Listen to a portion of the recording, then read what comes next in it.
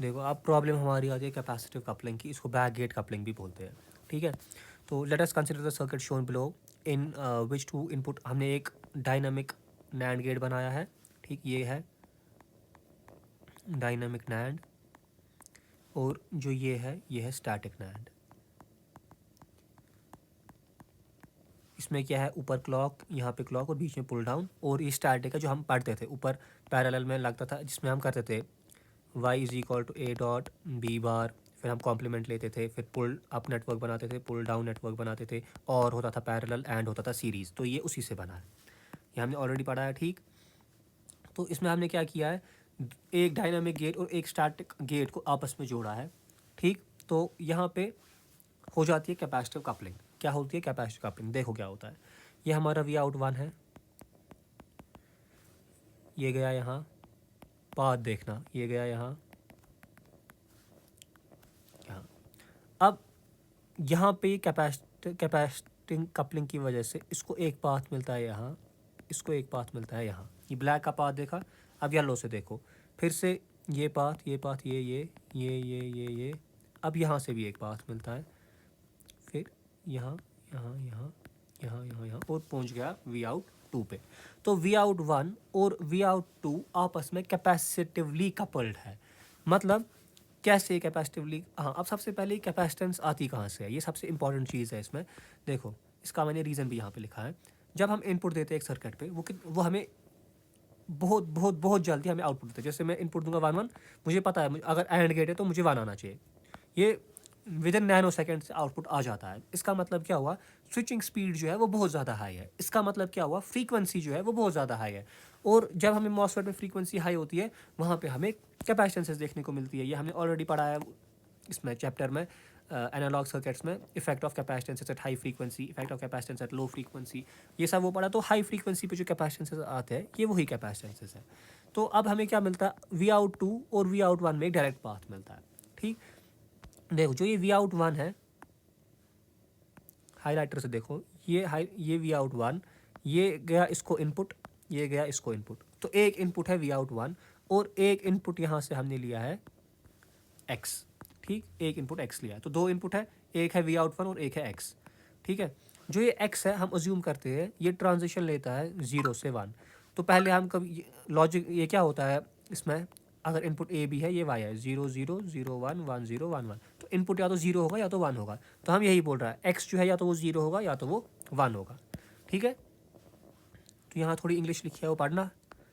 मैं इसके वर्किंग दिखाता हूँ। देखो जब क्लॉक 0 है, सॉरी क्लॉक जब 0 है, तो ये बन गया पाथ, वी आउट वन बन गया VDD, चार्ज हो गया ना। हमें प्री चार्ज में कभी कोई प्रॉब्लम नहीं आती है, हमें प्रॉब्लम आती है एवेलुएशन में, हमें वही देखना है। तो प्री चार्ज में हमारा जो आउटपुट नोड है वी आउट वन, वो हमेशा VDD पे चार्ज हो जाएगा। देखो ये हो गया VDD पे चार्ज। ठीक, अब जो हमारा x है, लेट अस से x हमारा 1 है, क्योंकि या तो ये 0 हो सकता है या तो ये 1 हो सकता है। VDD का भी मतलब हो गया ये 1 है, तो VDD है वी आउट, तो ये इनपुट भी 1 हो गया और यहाँ से भी इनपुट 1 दिया। नैंड गेट में जब 1 1 हम देते हैं तब आउटपुट क्या आता है, 0 आता है। मतलब तब वी आउट टू जो है वो 0 आना चाहिए। अब देखो प्रॉब्लम क्या आ गई, देखो प्रॉब्लम, ये है 1 और ये वी आउट है 1, ये वी आउट है 0। मगर हमें पता है जो ये है इसको पाथ मिल रहा है इन कैपेसिटेंसेस की मदद से यहाँ। तो जो यहाँ पे था 1, यहाँ पे है 0, ये 1 और 0 मिल गए आपस में, तो हो गई प्रॉब्लम। और देखो जब ये VDD है ना 1, ये 1 गया इसमें, ये NMOS है, यहाँ पे 1 आ गया, और X भी है 1, ये 1 गया यहाँ, ये और ये भी ऑन हो गए। इसको मैं रेड कलर से दिखाऊंगा, ये दोनों NMOS ऑन हो गए और ये ग्राउंड पाथ दे रहे हैं इसको, तो एक पाथ इसको यहाँ पे आ रहा है। तो जो ये वी आउट है, देखो आप ग्रीन हाईलाइटर से, ये वी आउट जो है ये यहाँ जाना चाहेगा, डिस्चार्ज होना चाहेगा, मगर यही वी आउट कैपेसिटेंस कपलिंग की वजह से चार्ज भी होना चाहेगा। तो ना ये चार्ज होता है ना ये डिस्चार्ज होता है। क्या होता है, तो इससे क्या होता है, जो वी आउट वन है, पहले जो ये VDD है ना वी आउट वन, ये भी 0 से मिला है, और जो ये 0 है ये 1 से मिला है।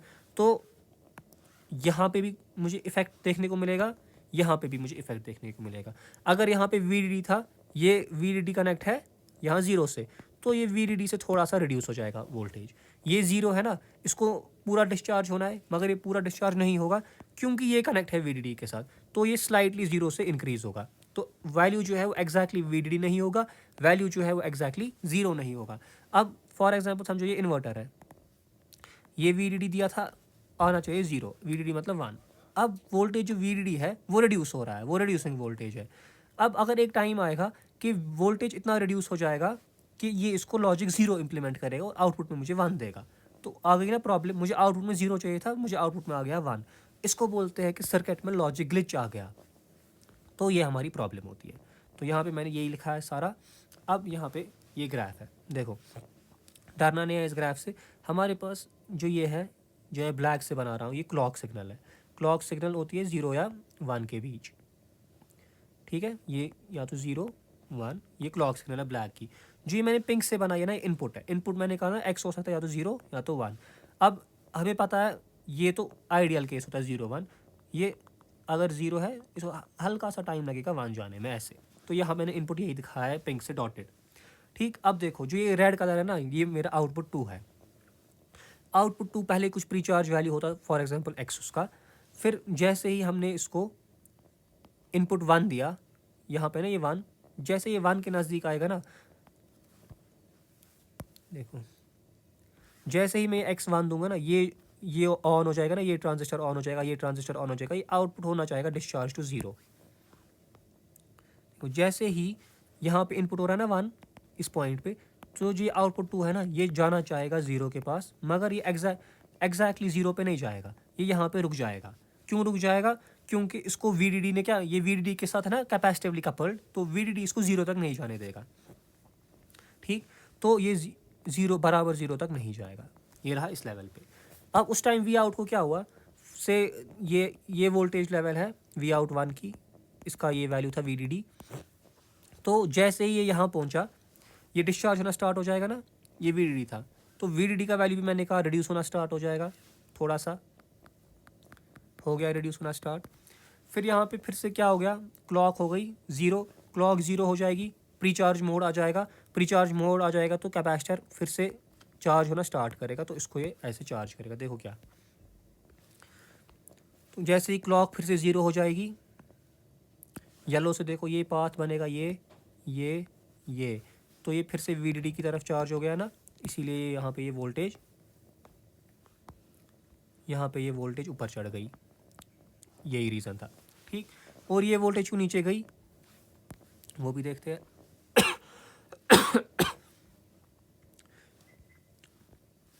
ये वोल्टेज क्यों 0 गई? क्योंकि अगर ये इनपुट 1 है, ये इनपुट 1 है, ये इसको डिस्चार्ज कराना चाहेगा ना फिर से, तो ये जब थोड़ा थोड़ा डिस्चार्ज हो जाएगा, फिर से कुछ टाइम आएगा कि फिर से ये दो आपस में कैपेसिटिवली कपलिंग की वजह से फिर से वोल्टेज बढ़ाएंगे, तो ये फिर से ट्राई करेगा 0 की तरफ जाने में, मगर फिर से जब क्लॉक 1 हो जाएगी ना, ये इसको फिर से ऊपर लेने की कोशिश करेगा, ठीक है। तो ये ईजी ग्राफ था। अब इसमें बस हमारा एक टॉपिक बचता है, क्लॉक फीड थ्रू इफेक्ट। ये मुझे मिल नहीं रहा है अभी, ये मुझे मिला असली में, ये कैपेसिटिव कपलिंग का ही केस होता है। इसमें क्या होता है, एक कैपेसिटेंस यहाँ पे आ जाती है, ये ना क्लॉक और एनवॉस, यहाँ पे भी एक कैपेसिटेंस देखने को मिलती है, उसी को क्लॉक, उसकी वजह से आउटपुट में एक पल्स जनरेट होती है। अगर इनपुट अगर होता है ना ऐसा, तो यहाँ पे इनपुट थोड़ी सी पल्स जनरेट होती है, मगर इसकी मुझे वर्डिंग्स वगैरह इसको लिखना कैसे वो समझ नहीं आ रहा अभी, ठीक है। तो ये हम बाद में देखेंगे।